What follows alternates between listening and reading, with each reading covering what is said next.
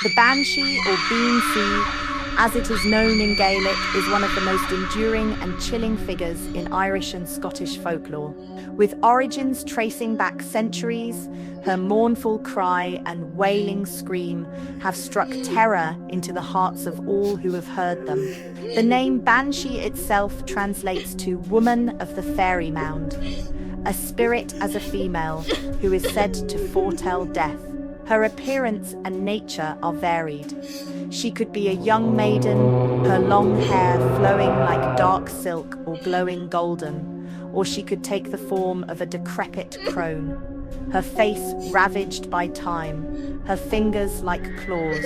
Her powers are tied to her voice, a sound so potent it can foretell doom, drive men to despair, or, in some tales, strike death into those who meet her hateful gaze. Yet her purpose remains a riddle.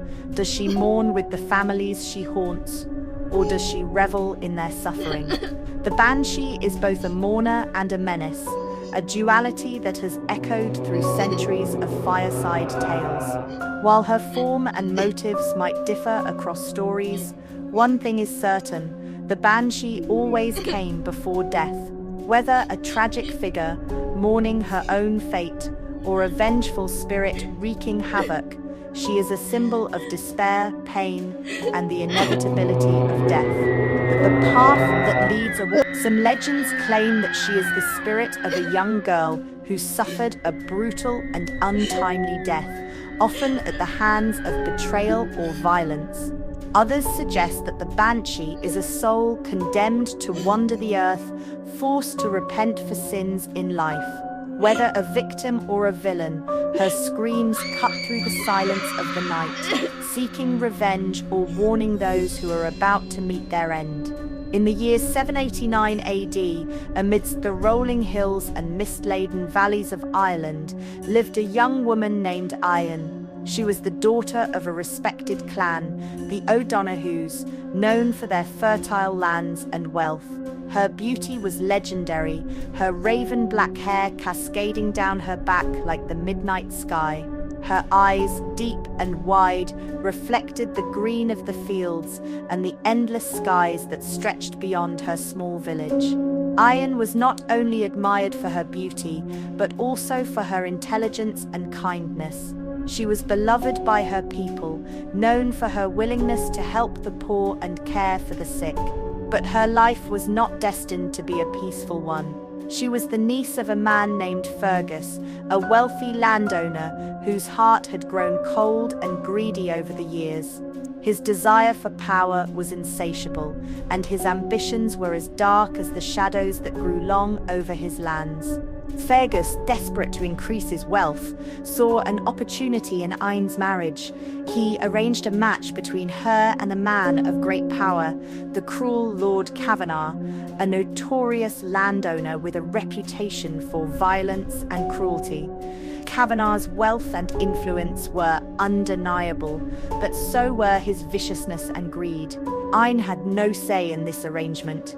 Her uncle was determined to secure his legacy, even at the cost of his niece's happiness. The wedding day came, and Aine stood at the altar, a silent figure in a sea of whispered concerns. Her heart ached, for she knew what awaited her. Lord Kavanagh's eyes were like those of a serpent, cold, calculating, and full of lust. Aine's heart sank, and her mind raced, but she knew her fate was sealed. She was to be a mere pawn in her uncle's game of power. The days following the wedding were nothing short of a nightmare. Aine's once joyful heart was now buried beneath the weight of her new life. Lord Kavanagh showed her no affection, only disdain, and spent his nights in the tavern, indulging in debauchery and cruelty. Aine was locked away in a cold, lonely tower, a prisoner in a gilded cage. It wasn't just Kavanagh's cruelty that tormented her. Her uncle Fergus visited often, his face twisted with satisfaction as he basked in the spoils of his betrayal. He would smile, a cruel smirk on his lips, as he spoke of the wealth and power he had secured for himself through Aine's marriage. He knew what Kavanagh was capable of, yet he turned a blind eye, seeing only the gold that filled his coffers. It was in the dead of night, beneath the pale glow of the moon, that Aine's fate took a turn for the worse. One evening, as a storm raged outside, Lord Kavanagh returned to the castle drunk. His face red with fury, he stumbled into Aine's chamber, cursing her for some slight, real or imagined. His words were venomous, his hands like iron as he gripped her throat. Aine, gasping for breath, her heart beating wildly, knew this was the end. Her mind flashed to her homeland, to the green fields and her family's love. But in that moment, the only thing that filled her soul was a deep, unrelenting sorrow. She closed her eyes, her body going limp in Kavanagh's grasp. With her final breath, she whispered a prayer to the ancient gods, begging them to release her from this cruel world and bring vengeance to her betrayers. But death did not claim her in the way that anyone expected. Aine's spirit lingered, torn between the world of the living and the realm of the dead. Her untimely death at the hands of her husband and the betrayal of her uncle left her soul restless.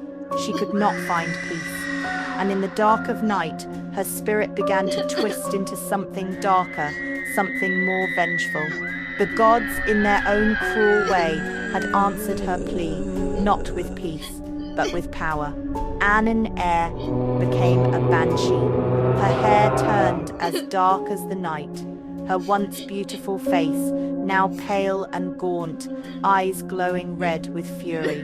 Her wail echoed through the castle, a sound so chilling it sent the bravest of men into fits of madness.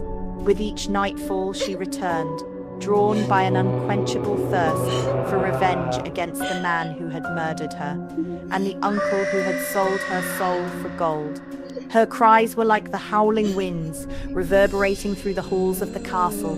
Fergus, once a powerful man, began to crumble under the weight of her lament.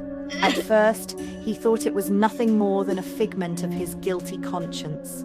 But as the nights wore on, the cries grew louder, more insistent, more filled with hatred. Fergus could not sleep, could not eat, could not escape the sound of Aine's torment. She came to him in his dreams, her form twisted and monstrous, her voice a screeching reminder of the life he had stolen from her. In his waking hours, the mere thought of her cry would send him into fits of panic, his heart racing as though the very blood in his veins had turned to ice. And then, one fateful night, the wail was louder than ever, so deafening that it shattered the windows of the castle.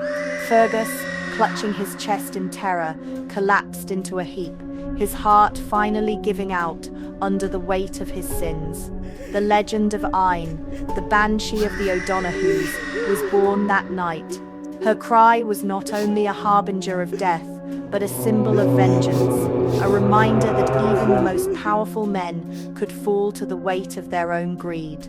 And so, Aine's spirit roamed, bound to the world of the living by a curse and a thirst for revenge.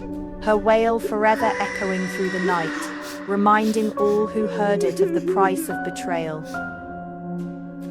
Thank you for watching and subscribe for more videos.